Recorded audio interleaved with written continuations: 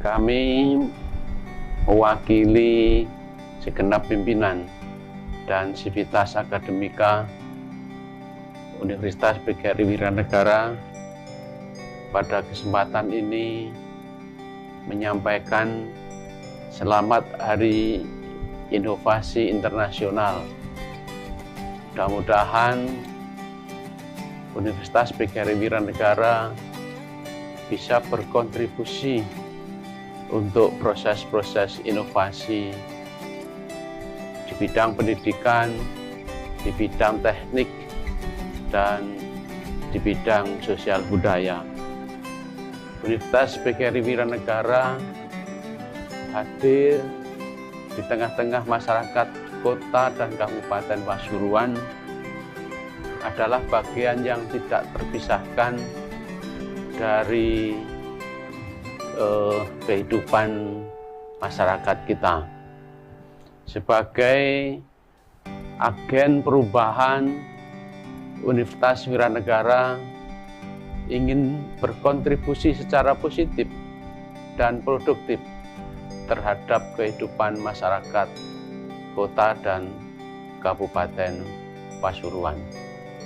Di antaranya yang sudah kita lakukan adalah Universitas Wiranegara telah berkontribusi terhadap penyediaan tenaga guru, tenaga pendidik yang saat ini sudah tersebar di lembaga-lembaga pendidikan di kota dan Kabupaten Pasuruan, baik lembaga pendidikan negeri maupun lembaga pendidikan swasta.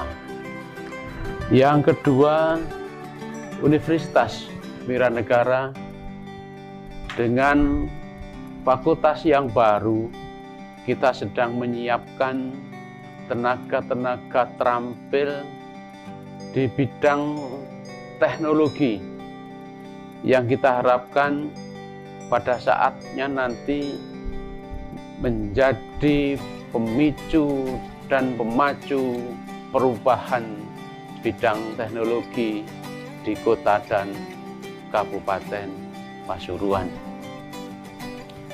Yang ketiga, Universitas PGRI Wiranegara sejauh ini telah berperan dalam meningkatkan angka partisipasi pendidikan tinggi untuk masyarakat kota dan Kabupaten Pasuruan.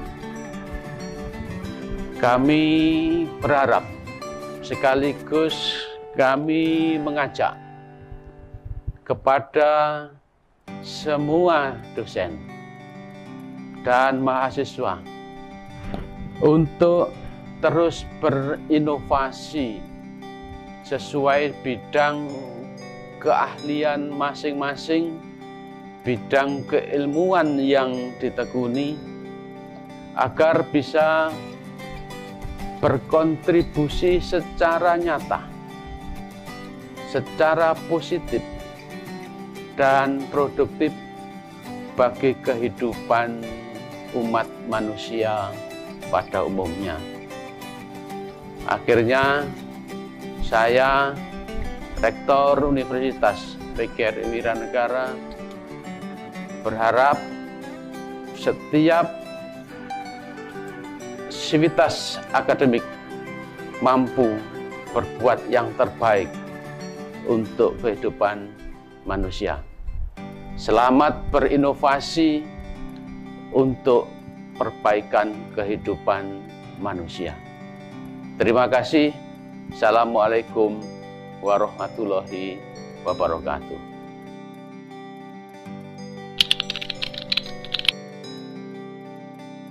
Yang merupakan hasil perubahan dari STKIP PGRI Pasuruan ini, awalnya ada 5 prodi. Prodi Matematika, Bahasa Indonesia, Bahasa Inggris, Ekonomi, dan PPKN. 5 prodi. Harapannya ke depan adalah bahwa kita tidak harus stagnan dengan 5 prodi, karena nama fakultas kita adalah Fakultas Pedagogi dan Psikologi. Fakultas Pedagogi dan Psikologi itu harapannya membuka fakultas atau prodi lain, yaitu fakultas atau prodi program studi psikologi. Di Fakultas Teknologi dan Sains saat ini ada 3 prodi. Pertama adalah prodi Ilmu Komputer, yang kedua adalah prodi Teknologi Pangan, dan yang ketiga adalah prodi Teknik Industri. Begitu banyak rekan-rekan dosen itu yang telah melakukan penelitian pengabdian masyarakat. Salah satu contoh yang paling bagus itu adalah ketika salah satu dosen di program studi bahasa Inggris ada pengabdian masyarakat dengan dana hibah yang didapatkan itu sekitar 1 juta lebih itu. 1 juta lebih itu tentang pembuatan coklat, minuman coklat itu. Minuman coklat yang variannya itu pada dasarnya hanya 1, sehingga ketika dapat hibah itu menjadi variannya banyak minumannya itu. Itu salah satu pengabdian masyarakat yang dilakukan oleh salah satu dosen di prodi bahasa Inggris. Di prodi-prodi lain juga sama. Banyak yang dilakukan itu tergantung pada rujukan PDP atau hibah yang diinginkan oleh pemerintah kita. Ya. Tapi kalau saya pribadi itu untuk pengabdian masyarakat memang belum pernah melakukan yang sifatnya PDP ataupun hibah ataupun sejenisnya. Namun untuk saya pribadi pengabdian masyarakat lebih cenderung karena saya ke bahasa Inggrisan, maka pengabdian yang saya lakukan biasanya itu pengimplementasian, misalkan saja pengimplementasian kapan harinya itu saya diminta untuk menjadi salah satu narasumber yang gabung dengan Peace Corps dari Amerika, sekitar 20 dari luar negeri itu. Nah, mengundang guru-guru atau guru-guru se Jawa Timur. Lalu saya menjadi salah satu pembicaranya. Saya bicara tentang designing classroom, dan itu salah satu contoh yang paling sederhana. Penelitian-penelitian yang dilakukan pada dasarnya kalau bagi saya itu penelitian yang sifatnya untuk tanggung jawab saya itu lebih banyak pada pengajaran. Namun kalau rekan-rekan yang lain sifatnya insya Allah hampir sama, ada yang bidang sastra, ada tentang model, ada segala satunya banyak yang berbeda-beda. Dan saya pribadi tema yang akan dicanangkan kalaulah kita sifatnya adalah institusi, maka penelitian pengabdian masyarakat kita adalah penelitian yang merujuk kepada kerjasama yang akan kita lakukan dengan perguruan tinggi lain. Ada istilahnya disebut dengan joint research, yang mana kita harus bergabung dengan perguruan tinggi lain untuk mengadakan penelitian. Nah, penelitian untuk Merdeka Belajar Kampus Merdeka itulah yang harus kita canangkan untuk yang sekarang ini, karena konsep kurikulum yang dipakai sekarang ini adalah Merdeka Belajar Kampus Merdeka, yang sampai sekarang ini sekarang sudah banyak perguruan tinggi yang sudah mengimplementasikannya. Oleh karena itu, joint research yang akan dilakukan adalah ya tentang bagaimana implementasi Merdeka Belajar Kampus Merdeka diterapkan dalam kurikulum kita itu bagus tidaknya, itu mungkin yang akan kita canangkan. Karena saya yakin kalau kita mau membuat proposal atau segala sesuatu untuk penelitian kita dengan mengambil tema yang sifatnya Merdeka Belajar Kampus Merdeka, insya Allah akan banyak. Saya yakin seperti itu. Tinggal nanti tim di fakultas dengan 5 prodi itu kita kumpulkan, kita ngobrol-ngobrol dengan sesama kaprodi, insya Allah akan memunculkan banyak kreativitas tentang tema-tema penelitian dan pengabdian masyarakat. Ya. Untuk sementara untuk penelitian itu lebih difokuskan kepada Merdeka Belajar Kampus Merdeka. Perlu diketahui bahwa saat ini adalah Fakultas Teknologi dan Sains merupakan fakultas yang baru, namun dari track record dosen-dosen yang ada, mereka sudah melakukan beberapa penelitian sebelumnya, seperti itu, baik penelitian maupun pengabdian masyarakat. Untuk pengabdian yang saya lakukan untuk saat ini yaitu terkait dengan penyuluhan kenakalan remaja dan cara menanggulangi terhadap kenakalan remaja tersebut. Dalam pengabdian masyarakat ini yang kami lakukan itu selama 3 hari. hari pertama, hari kedua, dan hari ketiga. Dan ini juga nanti melibatkan 2 dosen yang di situ itu menjadi pemateri dalam penyuluhan dalam pengabdian pada masyarakat di tim STIT PGRI Pasuruan.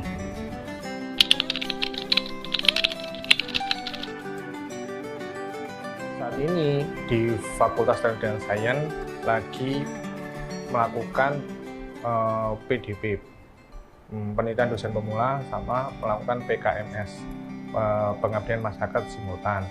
Saat ini beberapa dosen yang ada di fakultas sudah melakukan beberapa penelitian yang telah diajukan, kaitannya pengembangan produk, inovasi produk, strategi pemasaran, dan lain sebagainya. Untuk pengabdian masyarakat, mereka membantu UKM yang ada di sekitar Pasuruan sekitarnya untuk meningkatkan nilai jual terkait sama produknya. Itu sih yang dilakukan.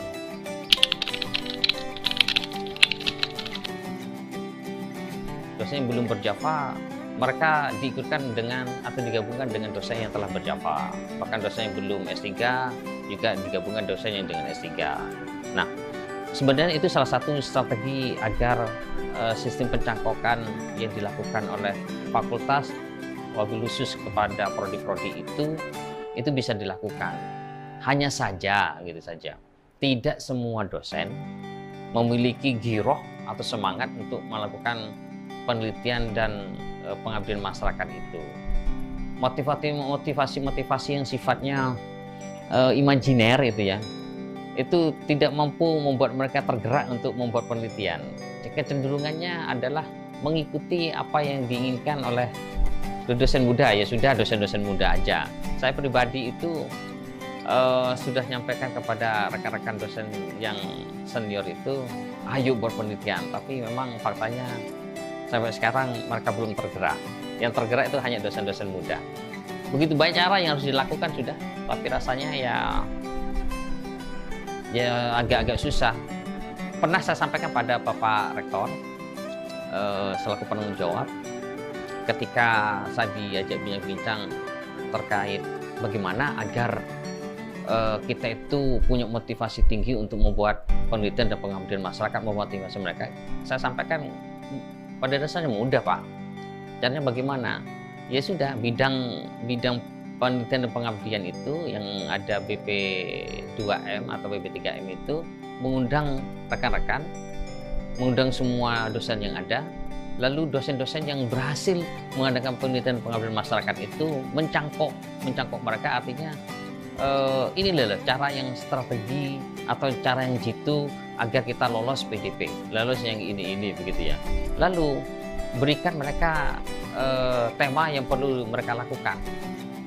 Namun awal-awal mula kalau memang misal ya, ini misal kita tidak bisa memungkiri bahwa kadang ada faktor-faktor di luar diri kita yang membuat kita semangat. Misal ketika penelitian ini kita kan butuh satu hal yang bisa bergerak, bisa saja kita butuh bensin untuk ke sana kemari, ya kita talangi adalah dulu lah, kita talangi penelitian ini, kita talangi misalnya berapa, ya kita beri mereka ya 1 juta dulu, ya kita kasih 1 juta agar penelitian mereka berjalan, karena tanpa ada uang lalu mereka mengeluarkan uang sendiri rasanya susah. Tidak mungkin dosen itu akan mengeluarkan uang mereka sendiri untuk penelitian, sifatnya nanti akan dipakai oleh kebesaran Uniwara ini.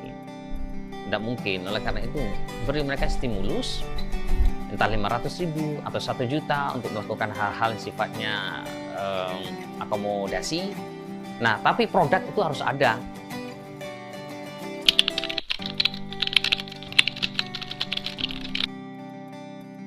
Pesan saya sebagai dekan Fakultas Teknik dan Sains, saya berharap meskipun kita sebagai fakultas baru, saya harap dengan semangat para dosen yang ada dan mahasiswa yang ada, mereka berupaya untuk melakukan penelitian dan pengabdian masyarakat. Untuk saat ini ada kompetisi terkait sama dana hibah dari Dikti, mereka hampir 98% dosen FTS mengikuti pengajuan proposal penelitian dosen pemula. untuk yang masyarakat, untuk yang mahasiswa, mereka juga melakukan penelitian terkait dana hibah program kreativitas mahasiswa. Dan harapan kami semoga ada hasil yang baik buat kita semua. Untuk dosen, pesan saya yaitu agar meningkatkan karya ilmiahnya berupa jurnal, karena jurnal ini tuntutan untuk pengajuan Java. Yang sekarang ini dosen STIT sudah Javanya lektor, jadi untuk meningkatkan ke lektor 3D ini harus menulis jurnal terakreditasi Sinta 2 atau Sinta 3, karena untuk memenuhi KUM biar lebih dari 300. Jadi terkait dengan Tridharma harus tetap ditingkatkan, juga penelitian jurnal harus ditingkatkan, karena tuntutannya ke depan ini harus bisa mengajukan lektor 3D. Syukur-syukur bisa lektor kepala dalam waktu 2 atau 3 tahun setelah sekarang ini, atau tahun 2023 bisa mengajukan lektor kepala. Itu untuk dosen. Dan untuk mahasiswa tetap kreatif dalam hal karya ilmiah, khususnya dalam tugas-tugas perkuliahan. Pesan saya itu semua tugas yang sudah diberikan ke dosen itu harus dipublikasikan dan di-online-kan biar orang lain bisa membaca semuanya dan bisa dimanfaatkan oleh orang lain.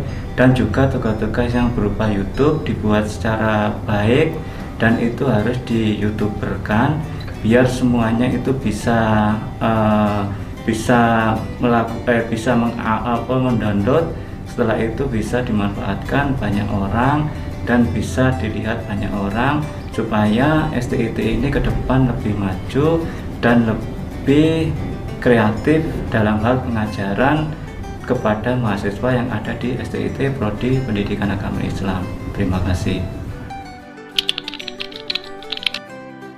Kami, dosen Diniwara, siap meneliti dan mengabdi untuk inovasi dunia.